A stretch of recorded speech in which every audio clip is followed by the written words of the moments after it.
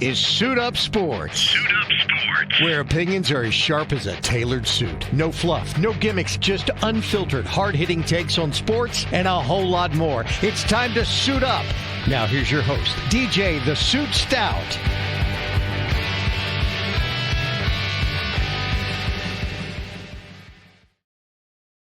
Welcome to Suit Up Sports. I'm DJ the Suit Stout, along with 10-year NFL vet Frank Garcia. Frank, how you doing, buddy? I'm doing great, DJ. It's a big day and a great weekend in sports. You got the starting off tonight. You got trick or treat, Halloween, maybe one of the most useless.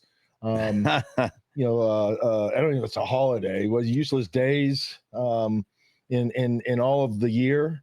Where the kids dress up. I get free candy out of it, so I'm not mad at that. I was gonna say it's not necessarily useless. Yeah, I mean, you steal some stuff out of the kids' bags. I remember, going trick or treating when we were kids and just having a blast. And you got to the point where at what age do you age out? Like, I'm sitting out there 12, 13 years old. I'm a big kid, or 11, 12 years old. Everybody else is running around. And you just know all these little kids are looking at you like, please don't take my candy. Please don't take my candy. I bet you when people saw you come to their door, they're like, oh, God. Oh, here again? Go get the extra large Snickers. Right. Now, you always went back to those houses twice. Oh, yeah. Yeah. And then one in the houses that would give you like an apple or banana. Oh, my gosh. You'd roll their house the next day. You're like, oh, are you kidding me? You give me fruit. And I remember when we got home having to spread the candy all over the table, because back then, what was the white stuff that everybody was using? It was like in the envelopes. Oh, it was killing people. I know you're talking about. Yeah, and that we had to make sure that our candy was wrapped. There wasn't razor blades in razor them. Blade in the apple, or whatever. The apple, or just the things that we have to worry about. So yeah, I don't know if now it's worse. Yeah, now you have to worry about so many other things. Yeah, so I don't know if I trust all this candy is going out. So I have to make sure.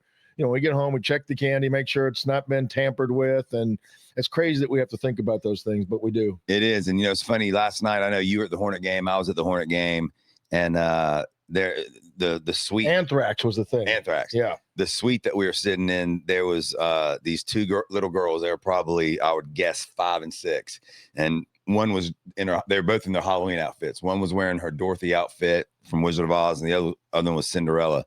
And they were and that's what I do like about Halloween, because they what the funny thing is, the guys on the course were dressed up like basketball players. I tell you what, they definitely played no defense for the Hornets, right.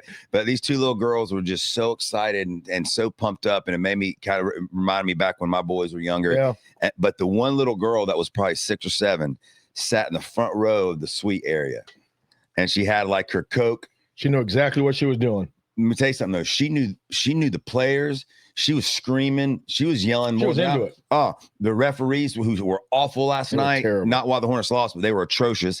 But like, she went in this nice little Dorothy outfit, sweet little girl, and then game time, she was locked in. The Wicked Witch. Yeah, like I wanted to have her on the show. Yeah. She'd break down some Hornet stuff. That's but awesome. we got a game. Speaking of something that could be horrible, and hopefully it's not. The haunted Lambeau Field. Panthers coming off getting drummed against the Bills this past weekend. Go to Green Bay. Green Bay's won 3 in a row. They're looking like they're firing on all cylinders pretty much. Just had a win over Pittsburgh this past weekend. Jordan Love seems to be in a groove right now, and playing the way that he was playing last year, maybe a little later in the season when he had a great end to the season.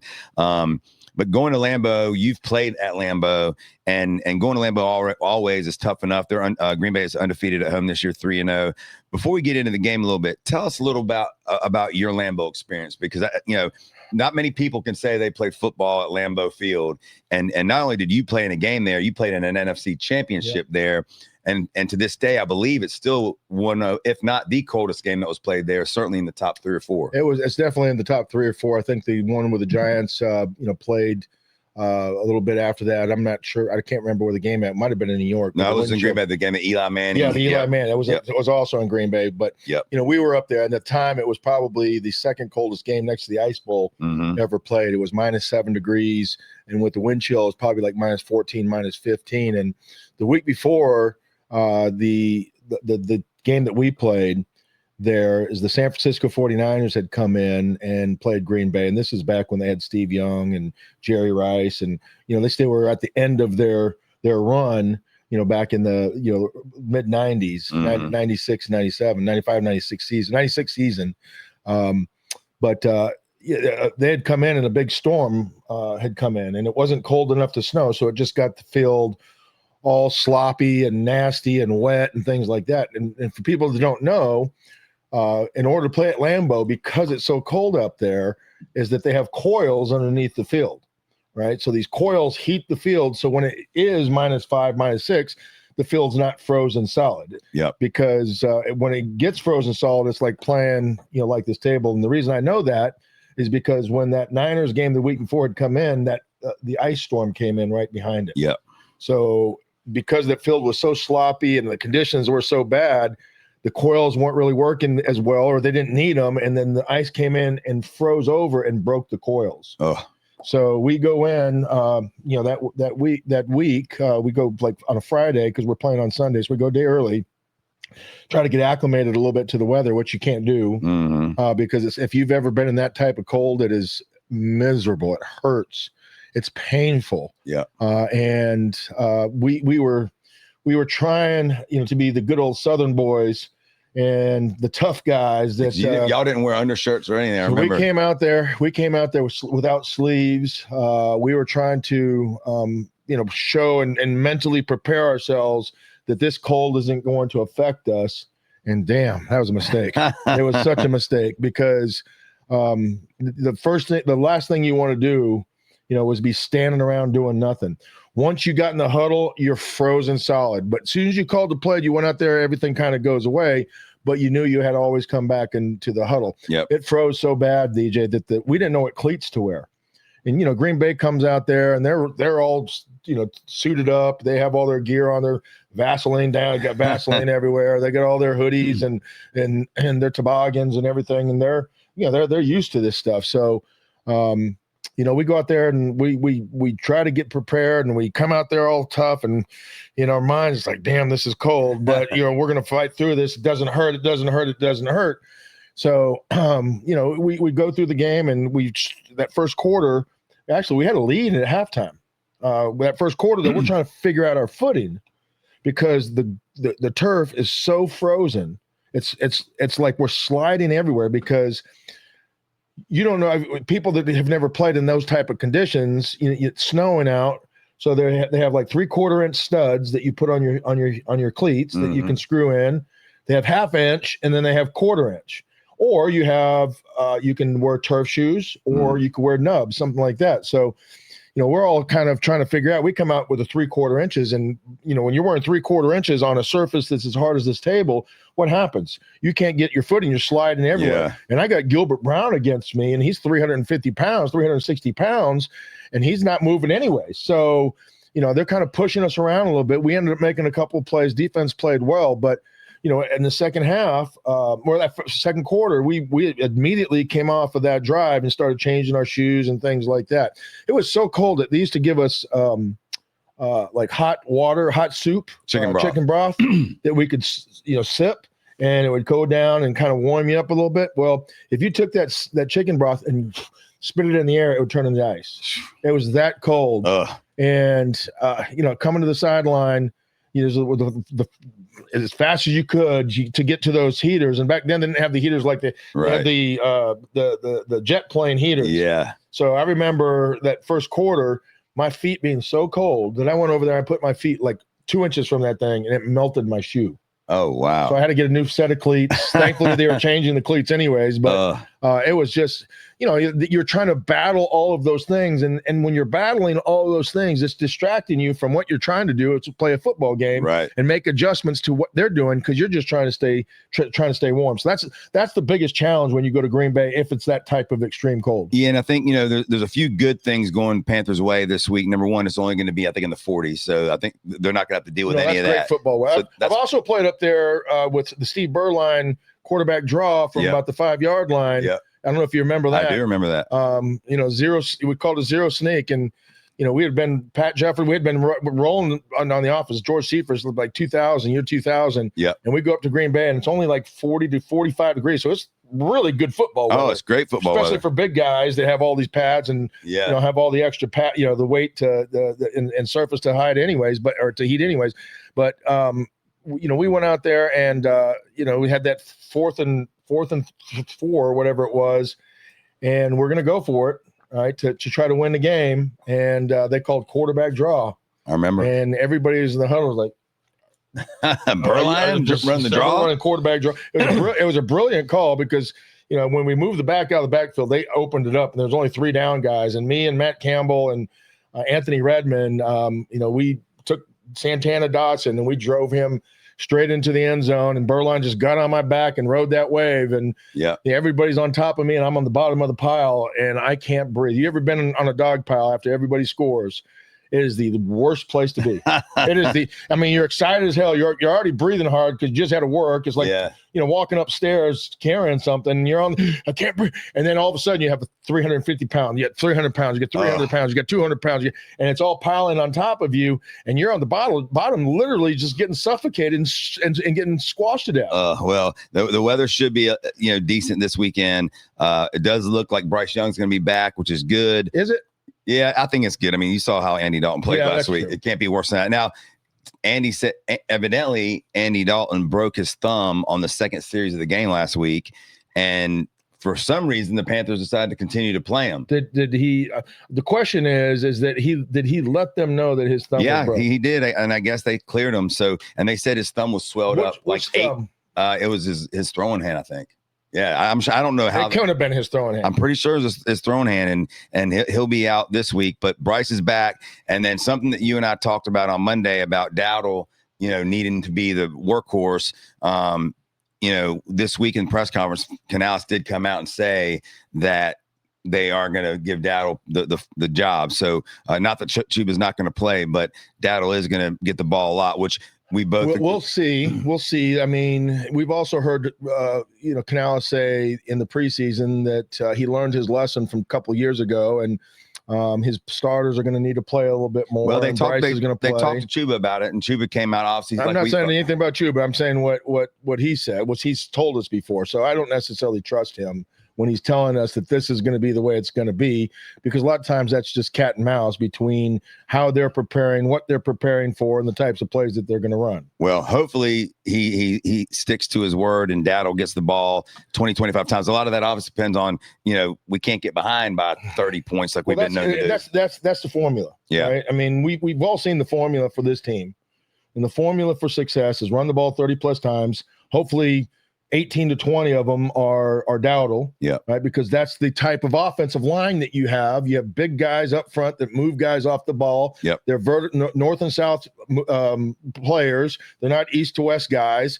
What was the game that we were watching the other day that, as the game was going and they kept running the same play, they ran it like 9 times. I think I sent it to you, and the defense never really adjusted. Well, it's not the defense necessarily. It's the defensive line and the playmakers and the kind of offensive line they have.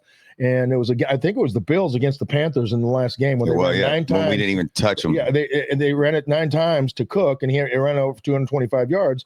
It wasn't the defensive scheme that was the problem. It was the player. So what my point is to this, getting back to what I was talking about, is that in order for the Panthers to win, they have to run the leads, the duos, the TEDs, the downhill plays where they're running behind double teams in order to have success. And that opens up everything else in the passing game for them. And that's where Bryce Young excels. Yep. And, I was looking at the quarterback stats, and obviously Bryce has missed a game. So he's 1 game short to Love. But Love right now is, in the MVP talks. He's having a great year. He's thrown for 1,798 yards, 13 touchdowns, 2 interceptions. He's got a quarterback rating of 112. Bryce is at 1,288 yards with 11 touchdowns, 5 interceptions, and 84.4 rating. And 3 of those interceptions were in the first 2 games, I believe.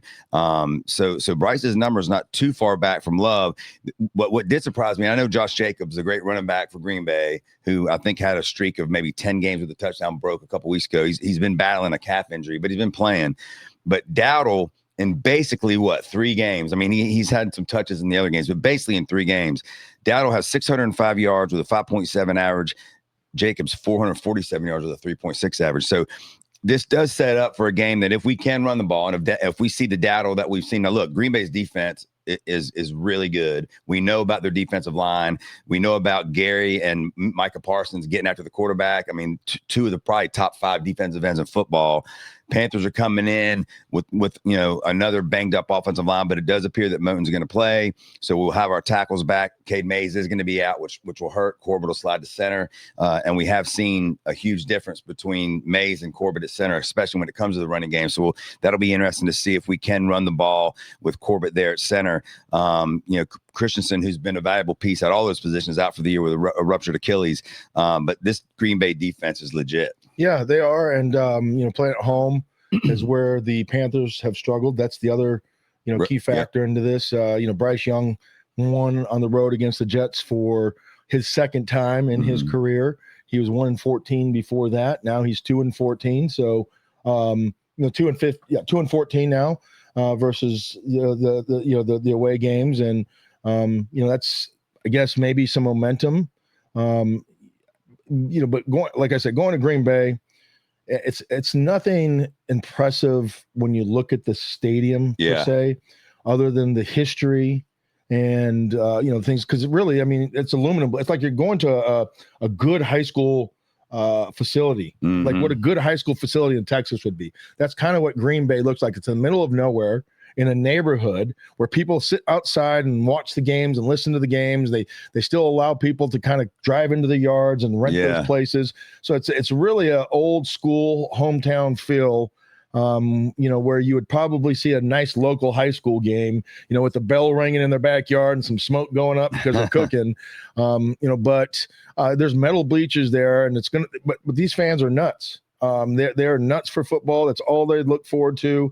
There's nothing else in that town, and it has a great college atmosphere to a pro football game. Let me ask you this question. So there's already a lot of talk about the fact that Green Bay plays the Eagles on I think Monday Night Football next week.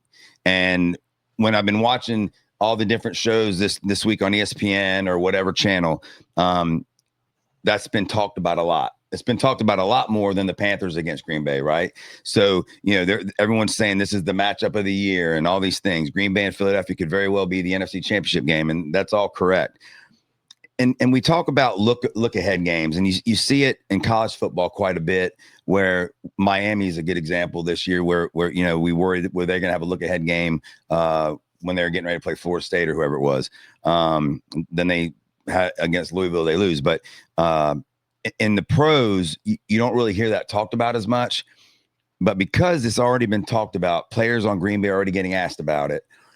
In the NFL, is a look ahead game something that is feasible, or is because they're pros? I think if you want to equate it, that's what I'm hoping for. I think if you want to equate it to something, DJ, in college and in high school, when you're playing a big school the next week, and you have a team that you're supposed to beat, right? You look past this team. You don't really give them as much credit. And, you could lose a game if you do that. Right. Right. In the pros, it's human nature to know that we should beat this team. Right. But the look ahead is not as severe because in the NFL that any team can beat any team at any given Sunday, right? So the level of the difference in the level is minute, and you've already been ingrained. Let's focus on the next play. Let's focus on the next play. I mean, there's a difference between mentalities between a college golfer and a pro golfer, right? Right? Why? Because a college golfer hits a bad shot, and it might affect him the next 2 or 3 shots because he's going to be still thinking about the shot he hit because he hasn't learned how to deal, with that disappointment. In the pros, it may happen, but it's not going to happen to the best players. Yeah. Right? It's not going to happen to the guys that go out there. They hit a bad shot. They're going to get upset about it. They're going to take their breath. They're going to kind of get back into their to where their zone is, and then they're going to move forward, right? And it's not going to affect them. Sometimes it even sparks them, because the pros are going to figure out a way, okay, that motivated me. Now I have to go, pin seeking, and that's going to make me more aggressive. So as far as the Panthers and the look ahead goes, the Packers and the look ahead goes, I think there's a little bit of validity, but I guess if I'm trying to measure it, it would be a point as a handicap. So instead of getting 13, maybe you should take the Panthers, and because they might only win by 12. Right. Well, here's something interesting. The Packers are 3-0 at home. They've scored 27 points in all three of those games. They beat the Lions 27-13. They beat the Bengals 27-18, and then they beat the who was the other two? The Commanders 27-18. So all three of their home games has been in that 27-18 or 13 range. What's the spread of this game? 11, 12 and a half. 12 and a half as of right now. Yeah. And that's a lot of points. And if you look at that, the fact that it is just kind of ironic, they scored 27 points in all three home games. If you're the Panthers, can you score more than 12 points? Well, and if you're the Panthers, wouldn't you think that I'm just talking to cover the cover. But I don't think that they have a very good chance to win this game. Right. But still, you got to think, if you told me right now we would keep Green Bay to 27 points, I would tell you that, okay, we should be able to be in that game. Now, if we play the way we did on defense, then that goes out the window. And if Bryce, has a bad game, or then that goes out the window. But if we can't control the clock and run the ball, I would think that we should at least be able to keep this within 12 points. I would agree with the 12 points. Yeah. I would agree with the 12 points, keeping them to 27 with an explosive offense that has, a good passing game. They have a MVP type quarterback. Christian Watson's back now, and he had a big game against the Steelers last week. And they have a really good running game. I mean, they're going to play similar style to the way the Panthers do. They want to run the ball, use play action, and then Jordan Love, kind of make some things happen, in the passing game if you need to. And I think that's kind of been their formula for success as well. And it matches our style. Who's going to do it better? Because one team, if they get out in front, right, then it kind of, you have to push the game plan back a little bit. So in order for the Panthers to kind of stay within that realm and that that scheme, they have to keep the game close. It's probably going to be a very low scoring game, because if the Panthers want to play a similar style, right, they're going to methodically move the ball down the field, right, and that will keep Green Bay's offense off the field. Conversely, if Green Bay's control of the clock and they're moving and keeping the ball, they're going to keep the Panthers' offense off the clock, which is going to lead to a short game. So possessions are going to be maximized, and turnovers are going to be maximized. And that's the one thing that I think Green Bay has a big advantage on, is they don't turn the ball over. Yep. Right. And, they have a better offense. So if they had to get into a passing situation, they have a better chance of executing than we do. Well, and also if it gets to the point where the Panthers are having to throw the ball a lot, that's when Micah Parsons and Gary are going to pin their ears back. And so ball security is going to be huge with Bryce. We can't have him fumbling if he gets sacked. We saw Andy Dalton fumble twice last week. And then another thing to watch out for in this game, that, the Panthers have struggled guarding tight ends. Now they've been a little better as of late, but Tucker Kraft, the young tight end for Green Bay, he had an incredible game. He's emerging as one of the best guys in the league, and they're going to have to make sure they account for him and try to do their best to shut him down. He's not a big physical guy. He's more of like an H-back. He reminds me of Kelsey a little bit. Yeah, he's not as tall as Kelsey, but I think he might be a little bit beefier. Yep. He's more of like an H-back, kind of like the kid from South Carolina, Hayden Hurst, that body type. But he plays more. He probably plays more like the kid from San Francisco. Kittle. Yeah, he's more of a Kittle type, but I think he's a better athlete in space than Kittle. Kittle's a better blocker. Yeah. One big game in the NFL that I want to talk about before we jump into college, and a couple other things. We've got Game 6 of the World Series tonight. But the big matchup this week is Kansas City and Buffalo. In Buffalo, that game each year over the past 4 or 5 years has, we've seen it in regular season. We've seen it in the playoffs. We've seen crazy games between the two teams. Right now, I would think most people would predict that's probably going to be the AFC Championship this year. Mahomes has owned them in regular season, and I think he's 2-0 at Buffalo even the last 2 years, if I'm not mistaken. Kansas City, after a slow start, looks to be maybe the best team in the NFL right now. Mahomes is playing as well as he's played in years, and that's saying something, because the dude's been unbelievable. Their defense is really starting to get it going now. Buffalo had a get right back on track game against the Panthers last week. The running game was very impressive. They're still not throwing, Josh Allen hasn't been the same this year. They're not throwing the ball downfield. They really don't have receivers. A lot of people think they'll be in the trade market for a receiver, which is Thursday, November 4th, actually, is the trade deadline. So there's already been a couple smaller trades, but we'll see what happens there. But I'm excited to see this game because, if you remember the playoff game, I think it was 2 years ago, where Allen takes him down to score with like a minute left or whatever it was. And then best playoff game I've ever seen in my entire life. Unbelievable. So these two, I know exactly where I was at when I was watching. I was sitting at the bar in Cabo with Joe Moss and a couple of my buddies. And we were sitting there watching this game, and, I think the under or the over-under was like 50-something, and it was like only 30-something points. Yeah. Going into the fourth quarter, almost at the end of it. And then the explosion took place where it was score. And all of a sudden, boom, you're at 21 points. You've easily covered that. And the fireworks that happened after that, the kick that they had to make to send it to overtime. And then, what happened when they got into overtime, it was just almost unfair because both teams had left it on the field, and the first team that was going to get the ball on offense was going to go down. That was Kansas City. And let me tell you, like I said, those matchups have been great. That's a 4:25 game on Sunday. So I know that after that Panther game, that'll be the game that we'll all be tuning into. I'm excited about that. Well, you think about that game, and I think that was the game that changed the rule for the overtime, right? So the overtime rule used to be if you scored a touchdown, game was over. Yep. Now, if you score a touchdown, the other team gets an opportunity. Well, if you score a touchdown first, game's over. If you kick a field goal first, the other team gets an opportunity. Yeah, and I think that is a game that changed that, if I'm not mistaken. But yeah, that'll be a great game. Hopefully we'll be in a good mood after a surprising Panthers victory. We'll see. But some good matchups in the NFL this weekend. Who do you like in that game? Or is that one of the games? That'll be. Oh, yeah, that'll be one of the games. That's definitely one of the games we're picking. Let's jump into some college football this weekend.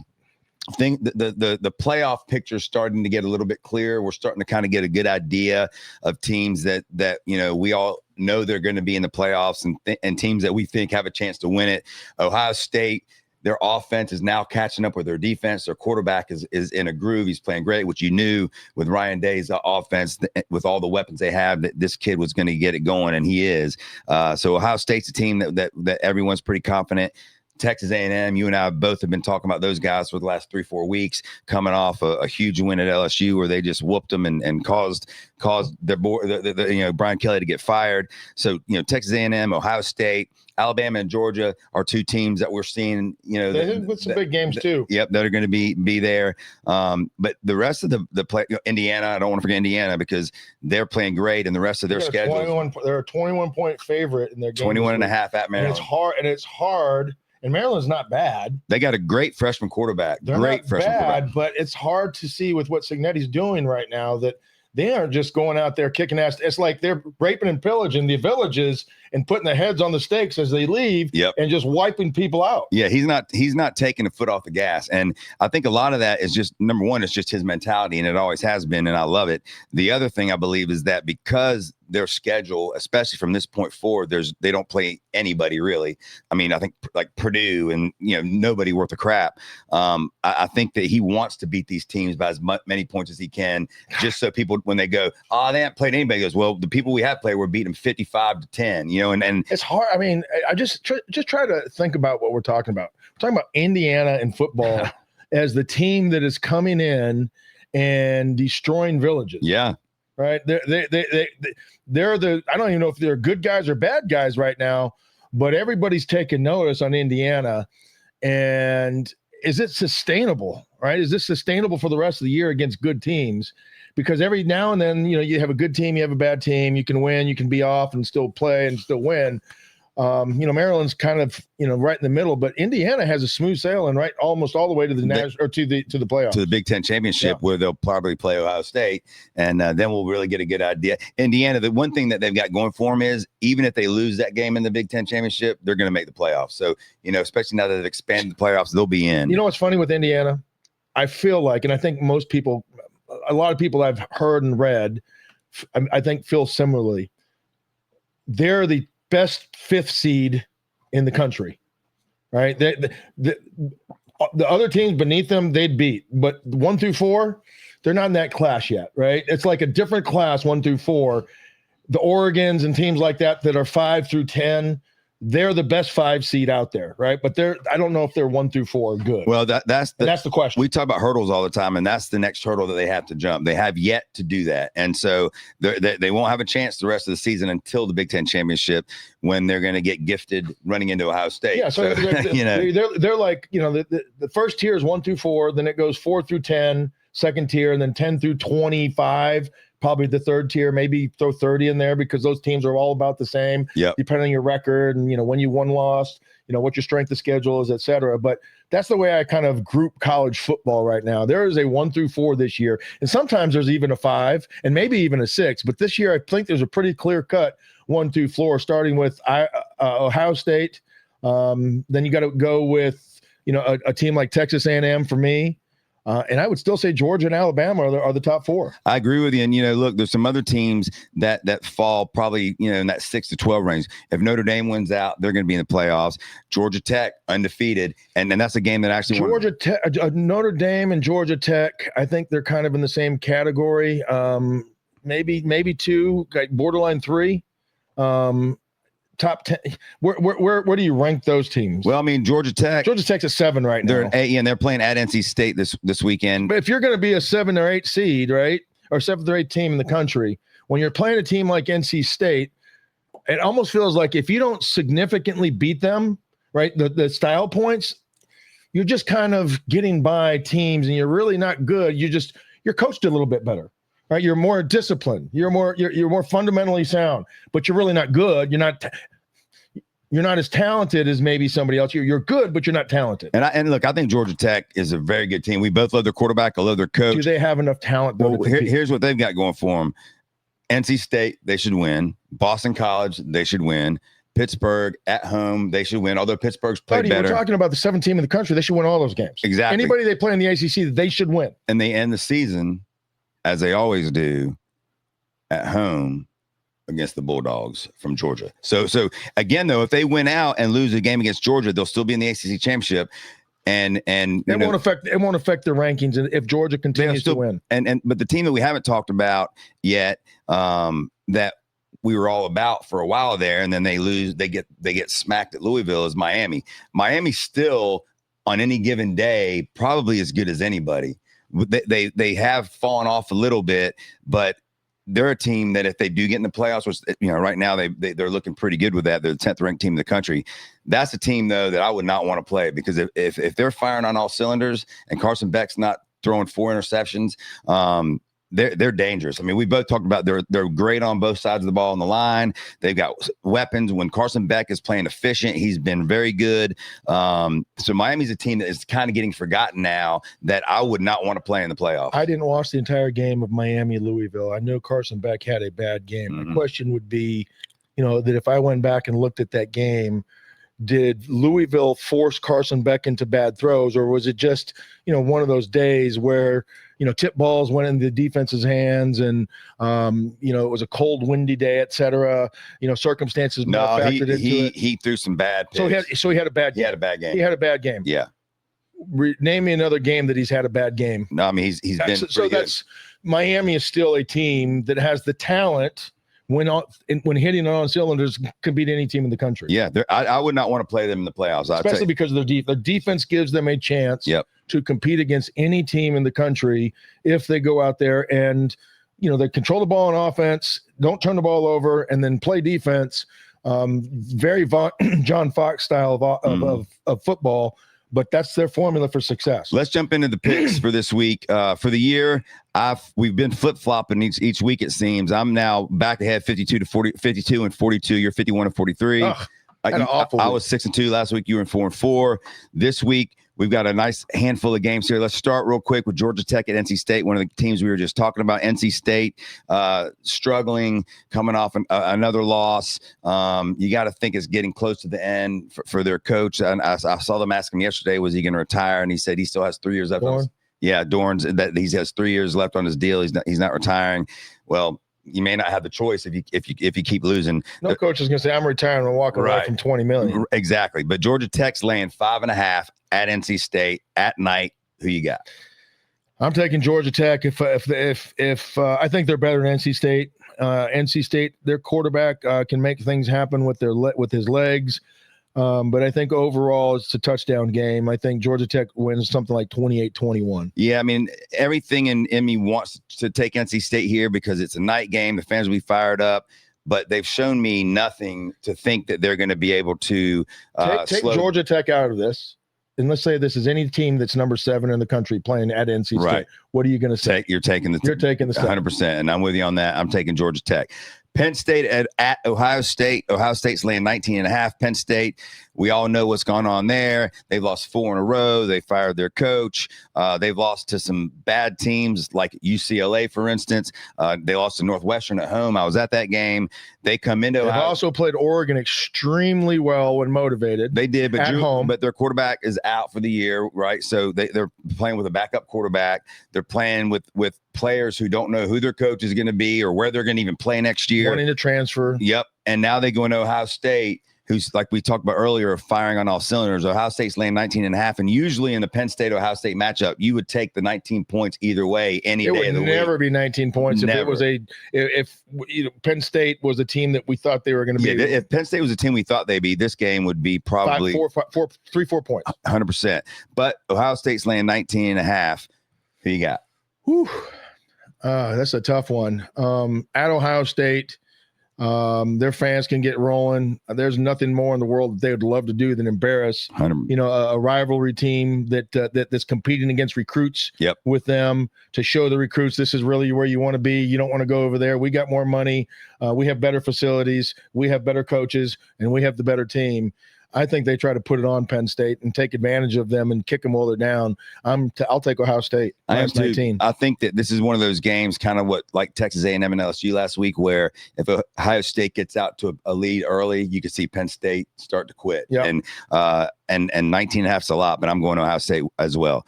Vandy at Texas. I'll go first on this one. Vandy coming off a great win at home against Missouri. Vandy is probably one of the most fun teams to watch in the country. Scrappy, gutty, gritty. Their quarterback, Pavea, is a gamer and just seems to make plays. Texas is laying 3.5. Manning has been in concussion protocol this week, so not 100% sure whether he'll play or not. Know if he's been 100% there for the last. Well, he seemed to get it right, and I think you even said it after last week when they had the big comeback against Mississippi State. We saw like a quarter and a half of what everyone's been talking about when it comes in, but we really haven't seen that much this year. If he does play, I'm still not sure Texas is good enough to beat Vandy. If he doesn't play, I don't know enough about the backup quarterback to really gauge that. I do know that Texas is going to have, 100,000 fans there. And I know that Texas defense is going to, still be solid. Although last week they were a sieve against Mississippi State in the first half. And I'm not sold on Texas. I love Vandy's coach. I love their quarterback, but Vandy so far earlier in the year, we saw them go to Alabama and Alabama, I think, ended up winning by 10 or 14, but Pavea had a fumble. That game was much closer than the score interception. That game, if Pavea doesn't fumble, he's going in to score on like the 10-yard line. Alabama picks that up and takes it like to the 50 and changes and swings the entire momentum of that game. If you don't remember that, I'm filling you in, because if Vandy goes in and scores there, they continue to keep pressure on Alabama, and that game goes down to the wire. Yeah. I'm not saying Vandy wins, but that game is definitely, whoever gets the ball last with a field goal could win that game. Yeah, I'm going to take Vandy with the 3.5 points. I don't know if they'll win, but I just think that they're going to do enough to stay in the game. Missouri's defense, to me, is better than Texas' defense, and that's why that game ended up being a very low-scoring game. But I'll take Pavea, and I'll take their coach, and we'll take the 3.5. I'll go Vandy. You know what's funny with Manning is that it almost feels like, the pedigree that he has and everything that he's been built up to be. He's been told, don't lose the game. Don't lose the game. Just don't lose the game, right? Take your check downs, take the easy plays. Don't lose.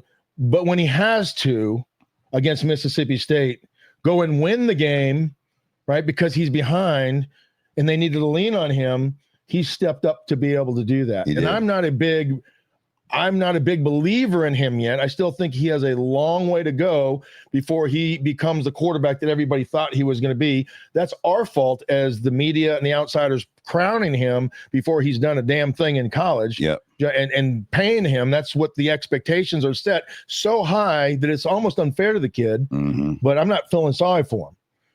But he's winning games when he needs to. Mm-hmm. And he's bringing his team and going – I think he has to play the entire game that way if they want to beat Vanderbilt, because on the other side, they have a guy that leaves it on the damn field. Yep. Every play he plays with his hair on fire.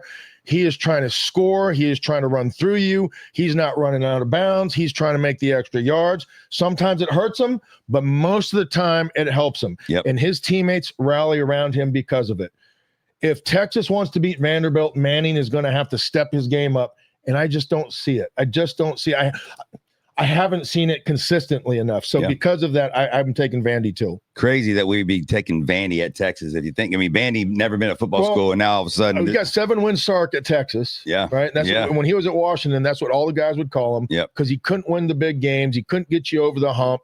He would put you in position. You get the expectations. He's a great motivator and recruiter, especially to the boosters, because he says the right things. He has a great personality. He's going to have a bourbon with you. He's going to tip it not back. Anymore. He quit drinking. Of course he did. After that press conference when he was belligerent drunk. So but when it comes to winning football games in the big moments, this is one of those games for him. And I just think Vanderbilt, they have more confidence in the guy pulling trigger. All right. So right now we're on the same side of all three, the first three games. Next we go to Indiana, Maryland. We just talked about that. We talked about their coach. We talked about Indiana and I think how we're going to be on the same side on this one. I think we probably are too. 21.5. Maryland does have a great freshman quarterback, but Indiana is coming in with a coach that we said wants to score 60 points on you or more. They want to bury you. They want to wear you out. They want to take your will and crush you. 21.5 points again is a lot of points. But you go first on this one, but I think you're probably right. We'll probably be on the same side on this one. The Evil Empire. You remember the movie 500? I do. 300. 300. Yeah, 300. Yeah. I gave him 2 extra $100 guys. I was going to say, if they would have 200. Yeah, if they had 500, they would have won. They would have won. Yeah, Leonidas would have been like, let's go. Maryland is not Leonidas in the Brave 300. Xerxes is coming in to storm, rape, pillage, and take over the land. Yeah, and that's who Cignetti is. Cignetti is like Xerxes on 300, and the Maryland isn't the team that's going to dethrone them. Yeah, I'm with you. I'm taking Indiana as well. I'm gonna ride that horse until the Breeder Cup starts today. Speaking of horse racing, I'm gonna ride that horse. This game. The next game that we'll talk about is going to be really interesting. Georgia at Florida, the world's biggest tailgate party. I've been to it a couple times. It really is a party. Can imagine and the scenery there. Oh man, it's nice. It's beautiful. Mm-hmm. And but Florida. The crepe myrtles are coming out. Man, let me tell you. And you'll see crazy stuff. You'll see people walking like alligators on chain. It's fake ones, but and then people beating bulldog stuff. These fans are nuts. But Florida fired their coach, so this will be our first time getting to see what the new coach is going to do. He's an intern, right? Interim coach, and it'll be interesting to see what changes we see that he's made coming in this Georgia game. Georgia's Georgia, and they just pretty smart. They find a way to win. That's what they do. They came back and beat Ole Miss 2 weeks ago, and what was a great game. Georgia's laying 7.5. Florida's defense is legit. Their defense has played great all year long. It's the offense that's been the issue, and but you're gonna have to score points to beat Georgia. Georgia laying 7.5. Who you got? I'm first on this one. I'm taking Florida. And the reason I'm taking Florida is because, number one, that defense. Number two, this is a huge rivalry game. And number three, I think that when a lot of times when an interim coach takes over, you do see that first game, you see the team really, really rally. You do see some new wrinkles that Georgia will not have seen on tape yet with this new coaching staff. I'm sure that on offense, they're going to change some things up to try to get what was a stagnant offense to start moving. And I just think Florida's defense will keep them in the game. And 7.5 points, I'm banking on that half basically, because I do think Georgia wins the game, but I'm taking the 7.5. Playing fast and having fun is something Florida has not done in a while under Napier, right? So, now with their new interim head coach, it'll be interesting to see how much he opens up the offense. Yep. Because I do think that they have the talent. I do think that they have a quarterback that's capable of making plays and throwing the ball down the field when let go. When you take the leash off of a guy and let him go, it's like taking the reins and just kind of whipping the horse and letting the reins go. You're not controlling it. You're not steering it. You're not pulling it back. Yep. And Florida could do that, but Kirby Smart and Georgia, they play defense as better than anybody. Their scheme, they're fundamentally sound. The players, look at every NFL roster, they're littered with Georgia players. And that's the reason why that they'll be ready for whatever Florida has, because their athletes on the other side are capable. I don't know if it's going to be a blowout, but I think a 10-point game, 30-20, Georgia wins. All right. Oklahoma. I'm taking Georgia. Yep, I got you. Oklahoma at Tennessee. Tennessee's laying 2.5. Oklahoma coming off a loss to Ole Miss at home. And that was a really good game. And Ole Miss is legit. They're a good football team. But Oklahoma traveling to Tennessee. We know that Tennessee can score points. We know their quarterback also is prone to throwing an interception or two a game. And we saw it kill him against Alabama when they're going in to score before the half. He throws a pick six. Last year at App State, I think he threw 18 or 20 interceptions. He has a tendency to give one or two up a game. Oklahoma has a very good defense, although we did see it get gashed a little bit last week by Ole Miss. Their quarterback, Mateer, who was off to a great start, thumb injury, misses a couple games, and he hasn't been right since he's come back. I give the kid credit. He says his thumb's fine. That's not why he's playing bad. To hear somebody be accountable this day and age, I appreciate. But I just think at home, Tennessee laying 2.5 are going to be able to outscore Oklahoma. Yeah, the reason why Oklahoma against Ole Miss was productive, I believe the game was at home at Oklahoma. It was Oklahoma, yeah. So the defense wasn't as impactful, right? Or more, excuse me, the defense for Oklahoma was more impactful. Right. Brett Venerables, if you remember when he was at Clemson, what did he love to do? Pressure, blitz, pressure, blitz. It was constant. Clemson was excellent on defense because of Brett Venerables. That's why he got a head coaching job at Oklahoma. He's gotten Oklahoma better on defense. Yep. Oklahoma couldn't stop anybody before he got there. There was a score fest, 70-63. Yeah. Right, that's the way the Big 12 Lincoln Riley was there. Yeah. Lincoln Riley was just a score fest. Venerables has slowed that down a little bit and become more aggressive on defense and used his skill set and guys to go out there and do it. But Josh Heupel on the other side for Tennessee, he's a magician when it comes to the passing game. He's going to spread you out. He's going to go fast, and he's going to be efficient. So there's not going to be a lot of substitutions and ability for them to make those calls. So being at home will help a team like Tennessee because Oklahoma's defense won't have the impact with their noise. I just think that Tennessee at home, because of that, is just going to be able to outmatch and outscore Oklahoma. And this is a big game for both teams. Both teams can't really afford another loss. So that should be a great game. I'm looking forward to watching it. I think I got Tennessee. Yep, we both got Tennessee. That's a Saturday night game, I believe. So that'll be a good one at night. We'll jump to the NFL. San Francisco at the New York Giants. I picked this game, number one, because San Fran's on the road again, laying 2.5. San Fran has been a team that has had a ton of injuries. The Giants now, we saw the awful injury to Cam Scatterbo last week against the Eagles. He's got a wheelchair. He's apparently going to come out there and try to play. Man, I'd put him in. I mean, I'd tell you this, the dude's going to go as hard as he can, but yeah, he'll be out obviously for the rest of the year. Jackson Dart has brought life to this organization and this team, as did Scatterbo. San Fran coming off getting their butts whooped at Houston. So this is back-to-back road games. Mac Jones has done an admirable job filling in for Purdy, and you and I both agree that really there's probably not much difference between the two. But San Fran, even with the injuries, has been tough minus last week's game. They're laying 2.5. Giants coming off getting their butts whooped at Philadelphia, losing their running back. San Fran laying 2.5. What you got? The Giants got robbed against Philadelphia. Officiating was atrocious. They got robbed against Philadelphia. Especially after the scandal, with the betting scandal in the NBA and all the things that came out, there's a reason why fans a lot of times thinks these games are fixed or thinks they're scripted. And that was one of those games that would lead to us to believe that you just can't mess up those big of plays when you have replay so many times. Yep. Where they're running the tush push, the defender rips the ball and has it in his hand. It's clear-cut evidence, and everybody in the world could see it, that was a turnover. And you give them the first down because you say you stop the whistle, stop play.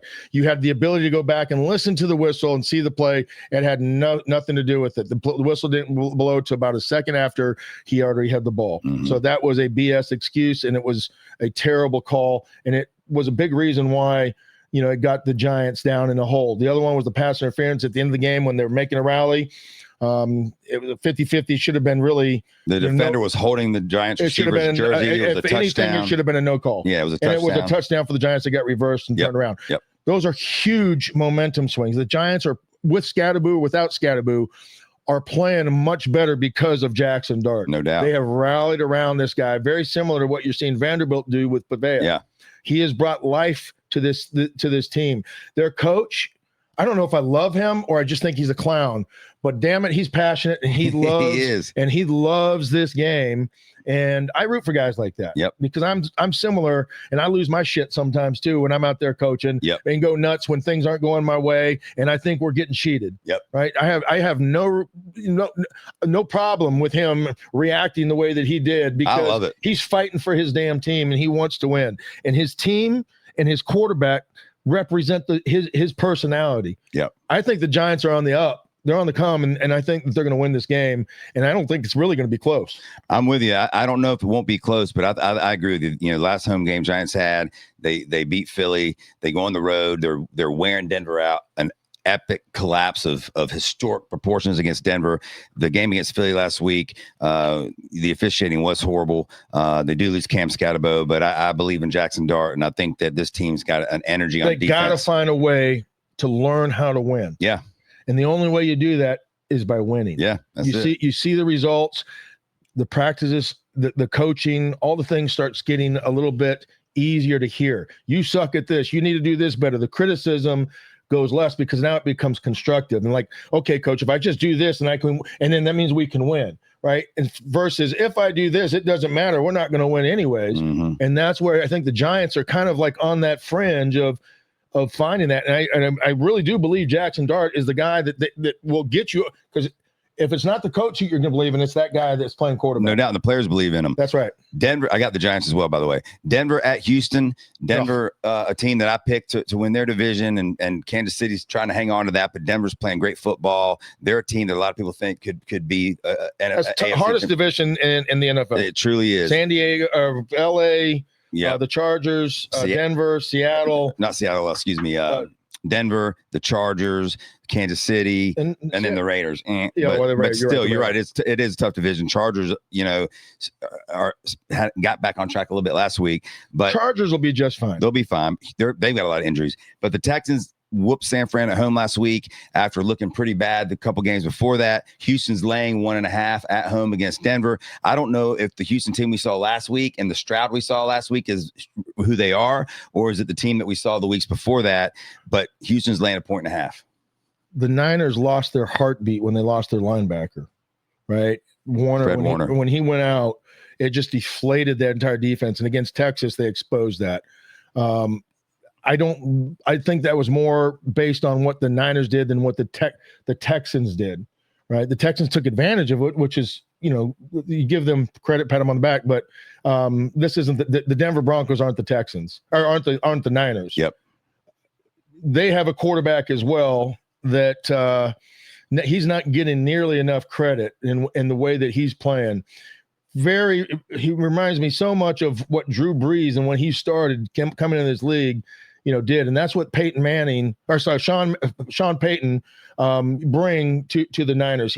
He's the quarterback whisperer. He's going to get a hard working, tough guy that is going to go out there and compete. And he has that guy. He has that guy right now, and he's playing great. I think Denver wins this game. Is the game at home? It's in Houston. Doesn't matter. I'm taking Denver. I'm taking Denver. Denver gets a lot of pressure on the quarterback, and that's when Stroud has struggled. And I think there's not many teams in the NFL that do it better than Denver. Maybe Green Bay, that the Panthers are going to see this weekend, but I've got Denver too. I just think that they're one of the elite teams in the NFL, and I don't see them slowing down. Colts at Pittsburgh. Your Steelers. Ooh. Coming off a loss to the Green Bay Packers. Colts are laying 3.5 at Pittsburgh. Colts are one of the best stories in the league this year. They run the ball. They throw the ball. They don't turn it over. Their defense plays well enough to they're not a great defense, but they're a good defense. Daniel Jones in the MVP conversation, definitely going to be the comeback player of the year. You got to think at this point. We got two players on the same team that are talking about player of the year or MVP. Hadn't seen that happen happened since Marshall Faulk and Kurt Warner won it, on that 99 season when they won MVP and Player of the Year in the same year. Yeah, and Colts are laying 3.5. They haven't been as dominant on the road as they have been at home, but I've told you all year, I just don't think this Steeler team is that good. I think that defensively, there's just something that's not clicking. They'll look great against bad teams, but when they play a pretty good offense, they seem to struggle. And we saw that against Green Bay this past weekend. I'm on the Colts train. I also think that Taylor, and that's one of the other players you're referring to when you're talking about MVP.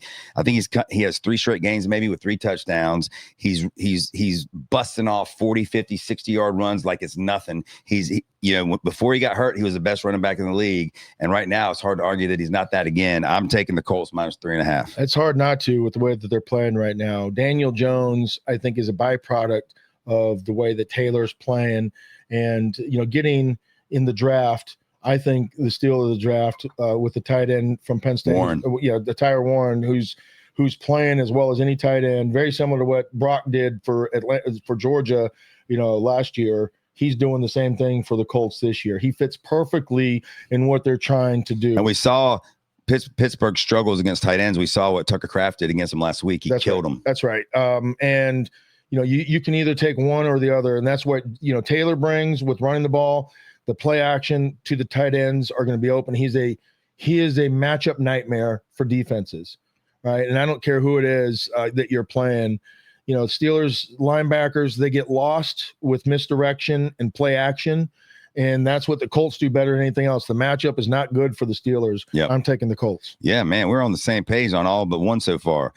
This game is one we talked about earlier. Chiefs at Bills. Always a great football game. It's going to be cold in Buffalo. Kansas City's got it going on right now. Buffalo got right against the Panthers last week when they just wore the Panthers out.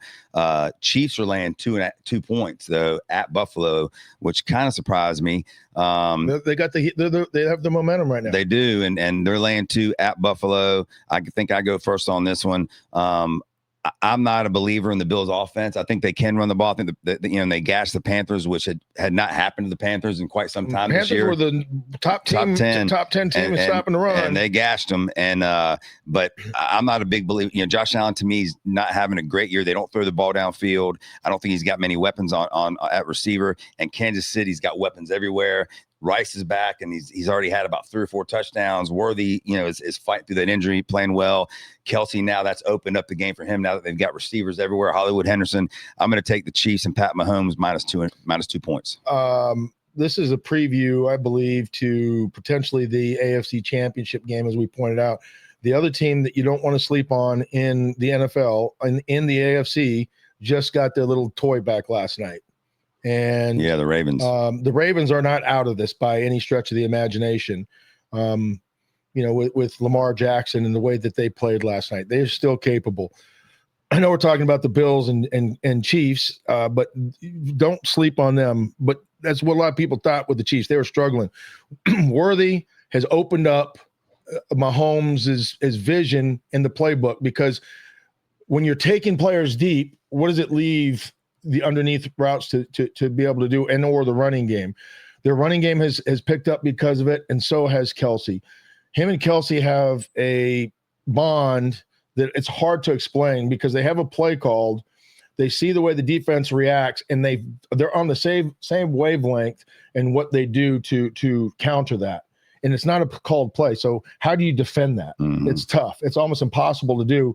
And that's something that you don't find very often. It's like a Rice Montana, connection, or like Bryce Young connections, that they're just on the same page in what they're doing. If they know that they're going to run into a coverage, they slow down, and Mahomes knows that he's going to be there. Yep. That's what he's able to do. But on the other side of the ball, in order to keep Mahomes off the field, Josh Allen is going to have to take over this game, and so is Cook. When you look at what they did against the Panthers this last week, the Panthers are one of the best teams in stopping the run. Chris Jones for the Chiefs is a dominant defensive tackle, very similar to Brown for the Panthers. Yep. He's not been playing very well this year. No. It's almost like he's been lackadaisical and sloughing off. If he comes out and shows up and plays like his hair is on fire, he is an unstoppable force for the Chiefs, and they will win this game.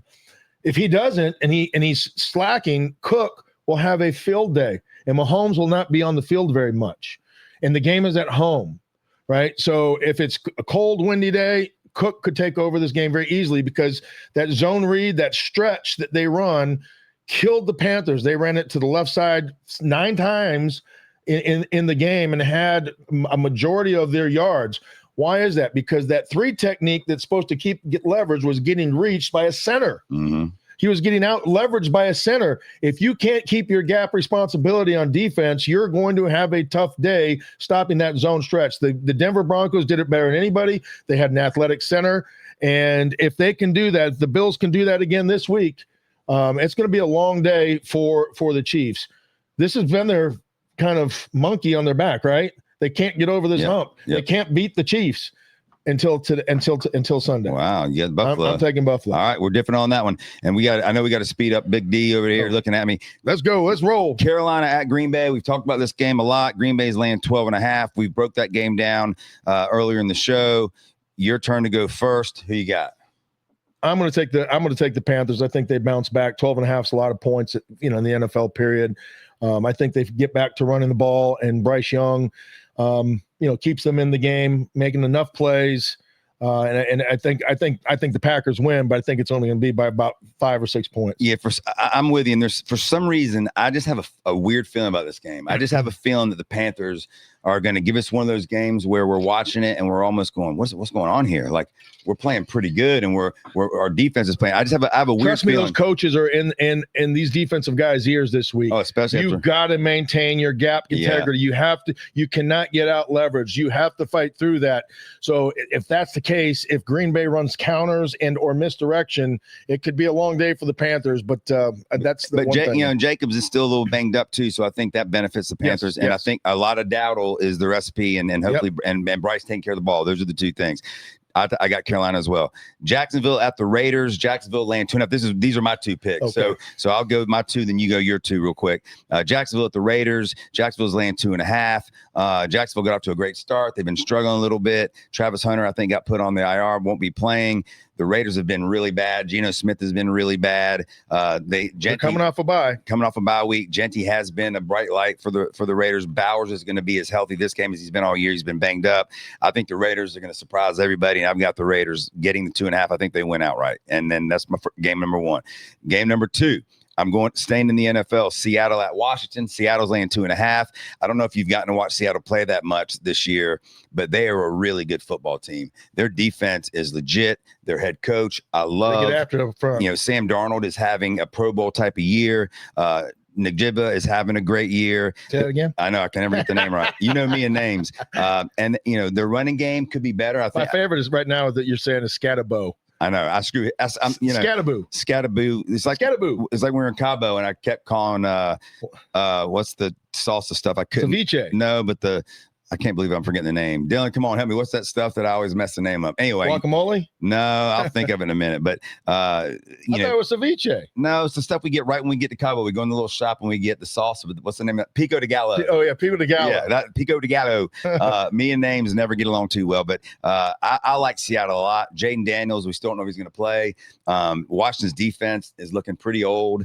McLaurin, their great receiver, came back last week against Dallas and only got hurt again. He's back out. They're taking advantage of the middle linebacker in play action and running guys. I just think Seattle's legit. And, usually when Seattle comes over to the East Coast, it's not been good for years. Well, this year when they've come this way, they've been kicking butt. So I've got Seattle. So my 2 picks are going to be Raiders and Seattle.